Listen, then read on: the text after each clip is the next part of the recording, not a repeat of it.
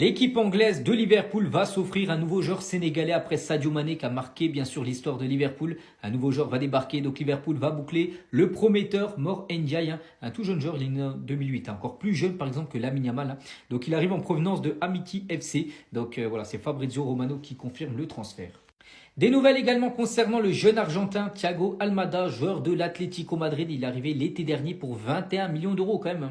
Et ben il va déjà partir. Thiago Almada a été placé sur le marché des transferts par l'Atlético Madrid. Son départ permettrait d'avoir de la flexibilité pour recruter sur ce mercato hivernal. Des nouvelles également concernant Yannick Carrasco. On avait un peu oublié ce joueur, mais à l'époque il était du côté de l'Atlético Madrid, donc maintenant il est du côté d'Al-Shabaab. Et on apprend aujourd'hui que plusieurs clubs de Ligue 1 sont sur Yannick Carrasco, le joueur belge. Donc Al-Shabaab, son club actuel, cherche à se séparer de ses plus gros salaires, et lui bien sûr en fait partie. Et on finit les gars du côté du Bayern Munich, et c'est Fabrizio Romano qui confirme les gars que le Bayern va prolonger Serge Gnabry. Il devrait prolonger jusqu'au 30 juin 2028. Le flash foot du jour à Manchester United, ça avance pour Solskjaer. Le club poursuit les discussions avec Ole Gunnar en vue d'un retour sur le banc sous la forme d'un rôle intérimaire. Selon la presse anglaise, les échanges sont jugés positifs et l'entraîneur norvégien se dit prêt à accepter la mission sans désaccord sur la durée du contrat. Pour l'heure, c'est Darren Fletcher qui assume l'intérim et son équipe a concédé le nul 2-2 contre Burnley. La direction mancunienne doit désormais trancher sur l'opportunité de confier cette transition à Ole Gunnar Solskjaer, candidat pour reprendre les rênes dans l'immédiat selon le Daily Mail. Coupe du Monde 2026, Wade annonce le prix des billets, des prix exorbitants pour obtenir le précieux sésame, la faute à la tarification dynamique de la FIFA qui ajuste le prix d'un ticket en fonction de la demande, aux grandes dames de l'international américain Timothy Weah. C'est trop cher, le football doit rester un plaisir pour tout le monde. Cette Coupe du Monde, ça va être bien, je suis juste un peu déçu par le prix des billets parce que beaucoup de vrais supporters vont rater des matchs, a estimé le Marseillais. Le Barça s'intéresse désormais à Carlos Romero, auteur d'une prestation remarquée lors du derby. Selon le journal AS, le latéral gauche de l'Espagnol, prêté par Villarreal, a séduit par sa solidité défensive et son volume de jeu. Sous contrat avec Villarreal jusqu'en juin 2029, Romero dispose toutefois d'une clause libératoire élevée, estimée à 45 millions d'euros, un montant qui refroidit pour l'instant toute offensive concrète du Barça. Un prêt avec une option d'achat différée pourrait être la solution. Affaire à suivre. Sélection algérienne, Amoura s'excuse auprès des Congolais pour son chambrage. Après son but, il a trollé l'emblématique supporter congolais dont la pose rend hommage au héros national Patrice Lumumba. Je tiens à préciser une chose, à ce moment-là, je n'étais pas au courant de ce que représentait la personne et le symbole présent dans la tribune.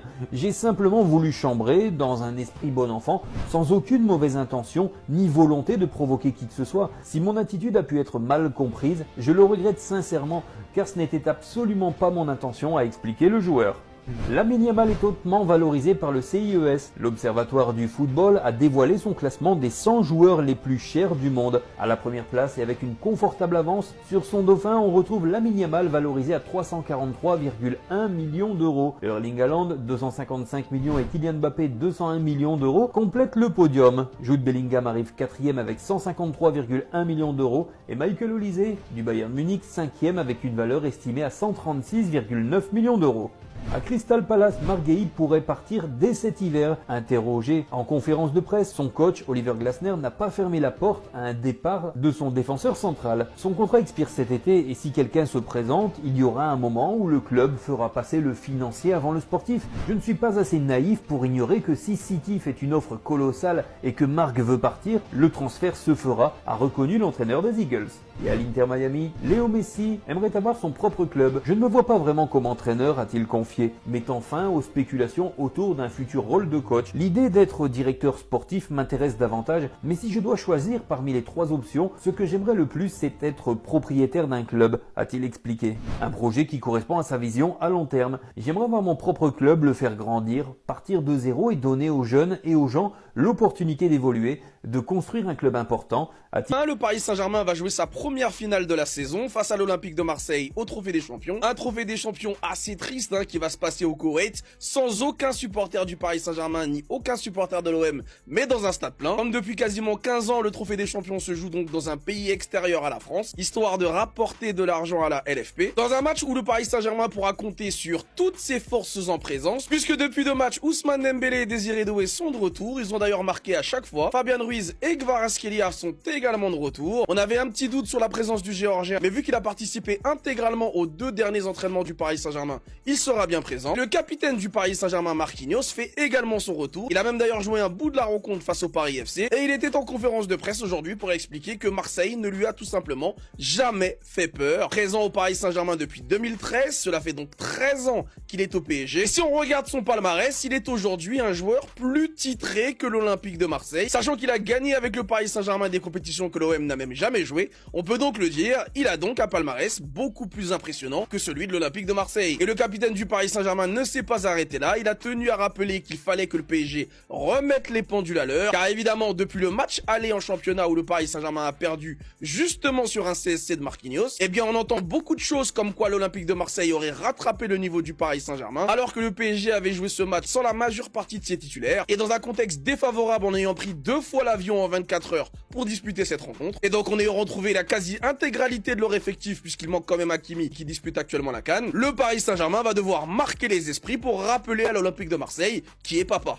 Rendez-vous compte que VisiFoot ont prédit ce scénario. Rendez-vous compte, vous avez présenté la vidéo hier après-midi, donc pour les prochains matchs, venez vous-même voir. Écoutez bien le scénario numéro 1 en sachant que la confiance était très élevée et qui voyait 64% de chance de victoire du Barça. Barcelone devrait conserver le débat d'entrée de jeu, monopoliser la position et multiplier les offensives. L'ouverture du score interviendra vraisemblablement en première période, fruit d'une combinaison technique ou d'un exploit individuel face à une défense basque reculée. L'Athletic tentera de maintenir un bloc compact, mais l'intensité et la qualité technique catalane créeront inévitablement des brèches. La suite, vous la connaissez, VisiFoot ne s'est pas trompé. Un classico comme on n'en a pas vu depuis 10 ans. Oui, ce jeudi 8 janvier 2026, la finale du Trophée des Champions, PSG Marseille. Ça va sentir la poudre, le PSG est à son top. Marseille est à son prime depuis des années, des décennies, si on peut se permettre. Le PSG arrive avec de la confiance, une attaque capable de frapper à tout moment et surtout l'habitude de gérer les gros matchs. Marseille, eux, jouent sans complexe dans ce genre d'affiche. On l'a vu sur leur dernier match, une intensité, un pressing, une envie de faire tomber le favori. Mais dans une finale, ça tend vite, ça ferme le jeu et ça se décide souvent sur un détail. Moi, je partirais pour ce jeudi PSG vainqueur ou nul. Je pense que les 2 équipes vont marquer et qu'il y aura plus de 1,5 but dans ce match. Voilà pour le petit classico. Tout peut exploser ce jour-là. Faites attention, ne sortez pas à Paris ce soir-là. Dis-moi en commentaire si tu vois une victoire du